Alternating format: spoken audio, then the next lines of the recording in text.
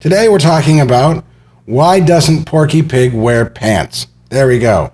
Your daily dose of Looney Tunes, whatever the fuck. Riding the shield. Alright, so we all know that tomorrow is the big day for Space Jam, but today is the big day for the Space Jam characters coming out on Looney Tunes World of Mayhem. So if you love World of Mayhem and you're excited to see, maybe you could play as well as LeBron, doubtful, but hey, it's fun to try, and that's what we're doing. And if you were excited for this to happen, you're all excited, you got blue balls, well, don't worry, there's plenty of blue balls everywhere. There's completely realistic shading. What more could you ask for? Space Jam Looney Tunes World of Mayhem now available. Alright, let's ride this fucking shield.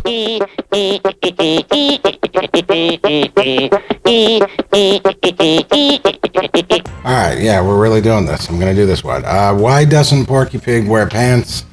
Why is this little nudist? Well, okay, this is my doll. This is my Porky.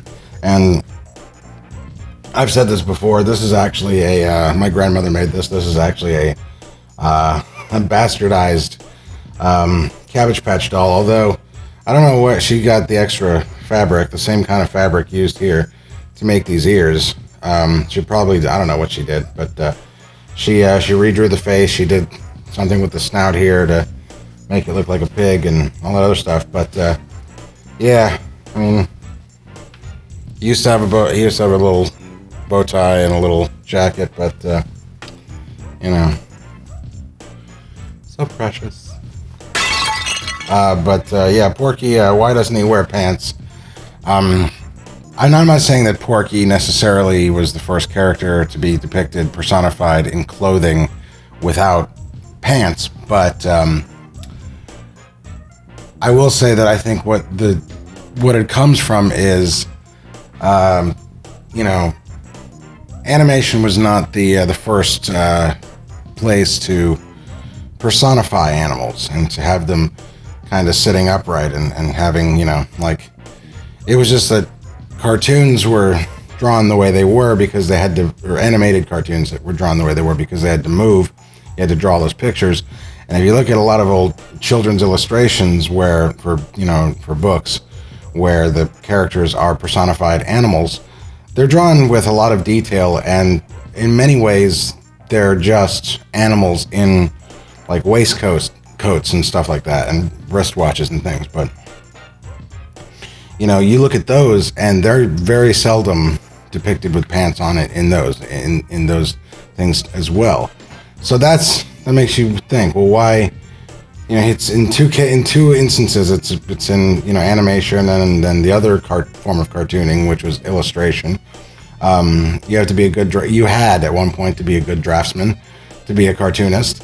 And so the question is, okay, well, you know, there's always a thing before. What was the thing that influenced the next thing? So you go back a little bit further, and cartooning is, if anything, cartooning is the imitation of life, which is why I don't like a lot of modern animation, because a lot of modern animation, most of it, doesn't draw from real life. Draw, pun intended. Doesn't draw from real life so much as it draws from other animation and other cartoons, and it's very derivative. But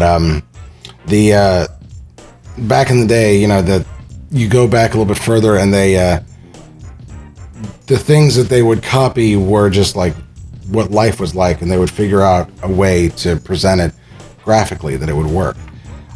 So you just look at life, and so if you were an illustrator and you were trying to personify animals, you were going to look at the example most recent in pop culture where animals are personified. And you're not looking at illustration, you are illustration. You look at the other things. So you look at things like the circus, or the guy on the street with the monkey, you know, the organ grinder. Any kind of, or, you know, just dogs and cats, you know, getting little sweaters and things. And it's always, again, they don't put pants on them. And I think, by and large, the reason for that is I heard that, you know, it was a thing, especially in vaudeville too, where it was like, those animals were constantly, their owners were constantly, they were putting these outfits on and off of them, and they probably didn't wash them very much. It probably was expensive to wash clothing when you're on the run, and not on the run, but when you're touring. And those clothes can stay relatively clean if they're going on an animal, except if they're pants, because I don't know if you know this, but animals like to shit wherever they are, whenever they have to shit. They could be sitting down, and some animals will literally shit while sitting, like just out the sides. Animals like to shit willy-nilly, sometimes on their willy. And when I read that about, you know, the reuse of the animal costumes, it made a lot of sense that those costumes didn't include pants, because you probably couldn't get around, you know, you would have to clean a pair of pants on a monkey or a whatever, you know, a dog or a cat, if you had to put pants on them, because that animal would soil them in every performance and every day.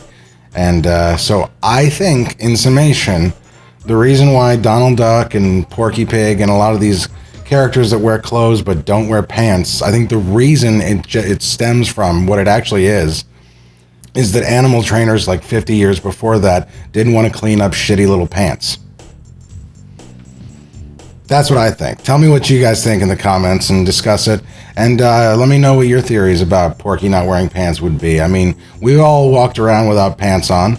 We all know it feels good. I'm sure there's other reasons too. So be sure to talk about that in the comments. Be sure to like, thumbs up, subscribe, click the bell notification to get notifications for more stuff like this. Have a drink while you're at it. Don't be driving. Be sure to be safe. And until next time, I'm Trevor Thompson, the riding the shield.